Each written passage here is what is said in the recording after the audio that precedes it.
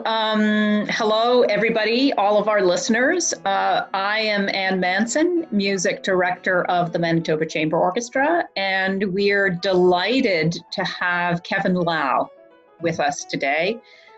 Kevin is in the process of writing an oboe concerto for the orchestra, and Kevin is also going to be our composer in residence. So Kevin will be writing us a new work every year for 3 seasons in a row. It's just a pleasure to have you here with us virtually, Kevin, to talk about your work.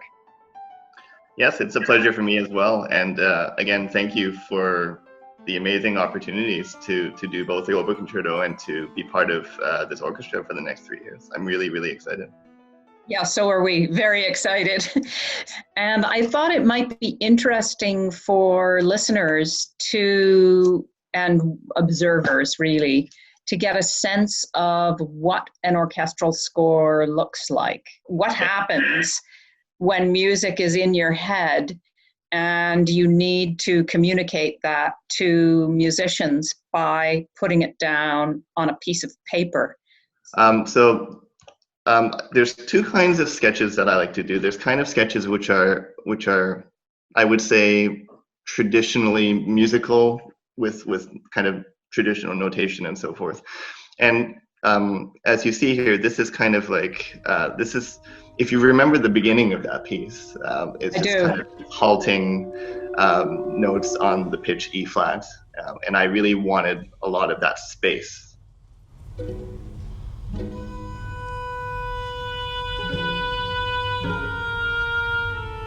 For those of you who don't read music, this will look like gibberish, but I have another sketch which will make up for that. But this is kind of just an idea that I had in my mind, and that eventually became something that actually did materialize in the piece. In the second line here, you'll see I have this little thing that's marked violin, because I knew I wanted a solo violin sound on top of this kind of very static, very Baroque-ish kind of opening. And then if we go over here, this is an example of a more kind of graphic sketch. And this is just, it's kind of still meaningless gibberish for those of you who are not me. But it's a way for me to kind of get in, if you imagine a piece of music to be almost like a sculpture, as though there was a visual. If you could visualize what the piece was as a curve, what would it look like? And I often think of that as I'm thinking through a piece of music, and this kind of strange graphic sketch is my way of documenting how I want the piece to unfold, from both an architectural level and from an emotional level. And then you see I have a lot of words. I have a lot of words that are just there to describe, for me, to remember what I was thinking as I was thinking of something. So on the second page here, I have some notes, long sustained notes, fugal build-up, blah, blah, blah, A minor tonal clusters, and then I have these weird rectangles that are kind of like with hairpins, with crescendos. So, I don't really know what that's going to look like on the page, but it was kind of the best translation for a particular kind of sound that I had in mind, and that's just me documenting what that sound was. And then, of course, later on I have to figure out how to actually notate it. So it's so interesting, Kevin, seeing this sketchbook, because knowing the piece well as I do, I can hear in my head all of the places that this material developed into. Right. Well, I think and sometimes the sketches don't often materialize the way that I expect, but part of the reason why I want to show this page is because this page actually did make it in pretty much the form that I'd intended. So I had this moment here, like waves, apocalyptic, transcendental, dissolving, is just words for me to describe what I wanted to do. And then coda, ray of sunshine. The coda, ray of sunshine, I know exactly what that is. Right.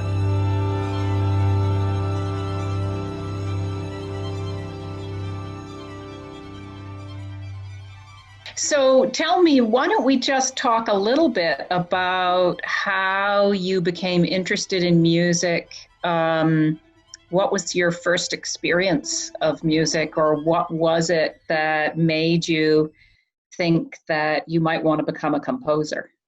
So I took piano lessons from a very young age, and I always enjoyed playing the piano. But the idea of becoming a composer or composing or doing anything like that was very, very, very far off my radar. I had no idea that that was even something that was possible.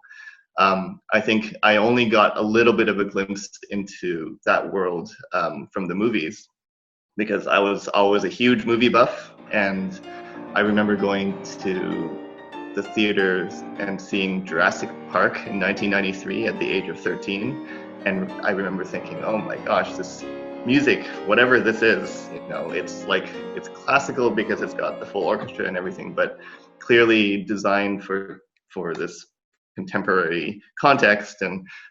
And as the years went by in high school, I started to become more and more interested in the orchestra, in particular, through the medium primarily of film music, which is where I got to hear new music being created all the time.